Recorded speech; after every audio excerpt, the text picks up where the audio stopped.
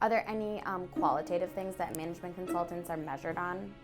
Not typically. I mean, so much of the success of an engagement is dependent on the actual human, the consultant itself. Like the process that consultant brings in is important, but they need to be adaptable. I think that would maybe be the one qualitative. Like a great consultant, because again, a management consulting firm is just a sum of its parts, right? Like that a great consultant is really they can be adaptable. They can adapt with the business and mold to the business, as opposed to, like I was talking about before, just rigidly executing on the statement of work. What's a good use case for someone to bring in a management consultant or firm? The main times are, again, like you're at a knowledge deficit. Your organization's never been through it before. This is a new muscle for us, and we need to get there faster. And to try to like inflect some type of business outcome. But really, it's probably just the first two. It's like, we've never done this before.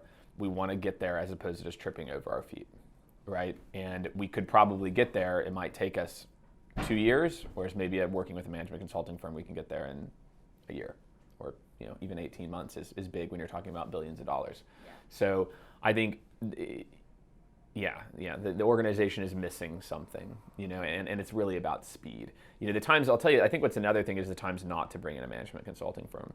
One is if you have other like big initiatives in the works, meaning a consulting engagement can only go well. Look, part of the role of our work is to take work off your plate, right? And so that's true, but also the organization needs to be ready for it. Senior leadership needs to be bought in, to whatever that outcome's going to be. And I think if you don't have that, a consulting firm's not going to actually give you what you want. We had an engagement with a company, for example, rapid growth company. They doubled revenue year over year. And sometimes people hire consulting firms because they almost want validation in their process, et cetera. And if leadership isn't bought into the change of like, look, you're hiring a consulting firm to help to drive some type of change. So if your organization isn't ready, or deep down you don't really want to change, you wanted validation, don't bring in a management consulting firm. I mean, sure, you can pay me to tell you what you want to hear, but chances are that's not what you're actually going to get. Or, be okay that the result might be like your intuition was right.